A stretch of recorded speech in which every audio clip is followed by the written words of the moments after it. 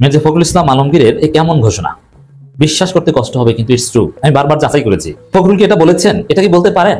হ্যাঁ, তিনি এটা বলেছেন, এটাই বিএনপির স্ট্যান্স এবং তারেক রহমানের নির্দেশে এটা বলেছেন। আওয়ামী লীগের বিরুদ্ধে যত মামলা আছে তুলে নেব। মির্জা ফখরুল আপনি হাতের কাছে পেলে এই ভারতের দালালকে, আওয়ামী লীগের এই দালালকে কি করতেন বলেন? দালালের বাচ্চা দালাল, পাকিস্তানের রাজাকারের বাচ্চা ভারতের দালাল, কিছুতেই গণহত্যাকারীদের আইনি বিচারও চায় না, আর রাজনৈতিক মত তো চাই না। কেন এটা বলেছে? আমরা কঠিন প্রতিবাদ করব। প্রত্যেক জনগণকে, প্রত্যেক জুলাই যোদ্ধাদের এই বক্তব্যের বিরোধিতা করতে হবে, প্রতিবাদ করতে হবে এবং মির্জা ফখরুলকে ক্ষমা চাইতে হবে। আওয়ামী লীগের বিরুদ্ধে যত মামলা আছে তুলে নিব, মানে যদিও জানি যে এটা আপনি অস্বীকার করবেন, বলবেন না আমার বক্তব্য বিকৃত হয়েছে, আমি এভাবে বলতে চাইনি। আপনাদের আদর্শই এইটা, এটা আপনাদের দলীয় নির্দেশ। মুক্তিযুদ্ধ, আওয়ামী লীগের পক্ষে এগুলোই এখন গত 3 দিন যাবত তারেক রহমানের নির্দেশে মির্জা ফখরুলরা করছে এবং বলছেন যে নৌকার লোকজন আপনাদের ভয় নাই, ধানের শীষ আপনাদের পাশে আছে।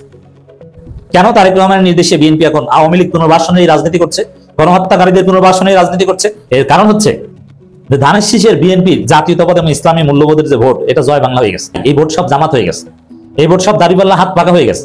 লক্ষ লক্ষ বিএনপির ভোটার স্পষ্ট করে বলছে, beyond reasonable doubt, lakh lakh, সেটা কোটিও হতে পারে। বিএনপির ভোটাররা বলছে আগে বিএনপি করতাম, এখন আর করি না। আগে যে বিএনপি করতাম এই বিএনপি সেই বিএনপি না। হাজার হাজার নেতারা এই কথা বলছে।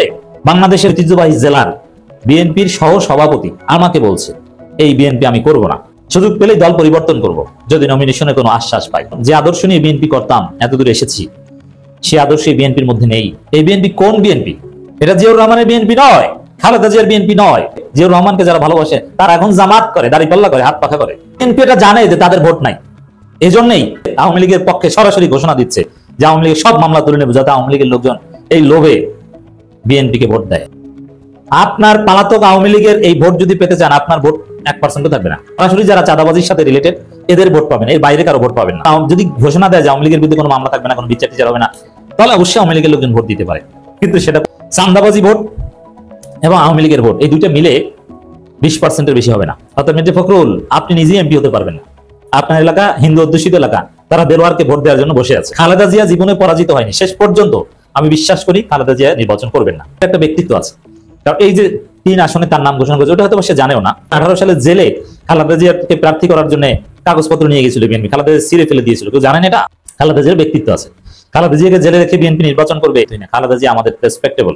খালেদা জিয়া যখন সাইনের বিষয় আসবে তখন হয়তো তিনি সাইন দিবেন না, ছুড়ে ফেলে দিবেন যে আমি মৃত্যুপ্রায় একজন মানুষ, আমাকে 3 আসনে প্রার্থী করো, ফাইজলামি শুরু করে, জীবনে হারি নেই, এবার আমাকে পরাজিত করবা। আর যদি বাইচান্স শেষ পর্যন্ত খালেদা জিয়া নির্বাচন করেন, 3 আসনই পরাজিত হবে। এই যে করুণ পরিণতি বিএনপির, এটা দেখে এখন আওয়ামী লীগের ভোটের আশায় মির্জা ফখরুল বলছেন আওয়ামী লীগের বিরুদ্ধে যত মামলা আছে তুলে নেবে। মির্জা ফখরুলকে এই জন্য ক্ষমা চাইতে হবে। শুধু ক্ষমা চাইলে হবে না, আসলে এটা করবে। এই রাজনীতি থেকে ফিরে আসতে হবে, একটা ঐক্যমত থাকতে হবে।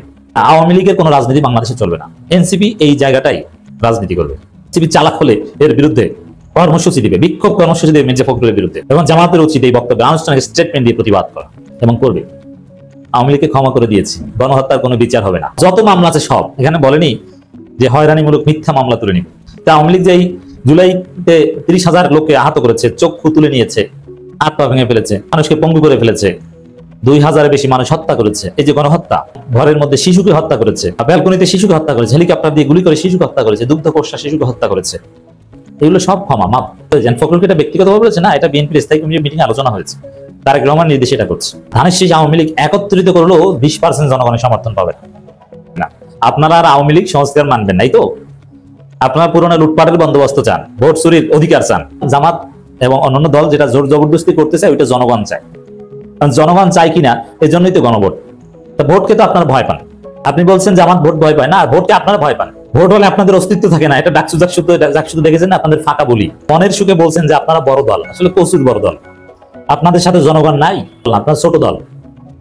ছোট দলের গণবিরোধী কথা, অযৌক্তিক কথা চলবে না বাংলাদেশে। অধিকাংশ জনগণ চায় দেশের জন্য যা ভালো সেটাই হবে।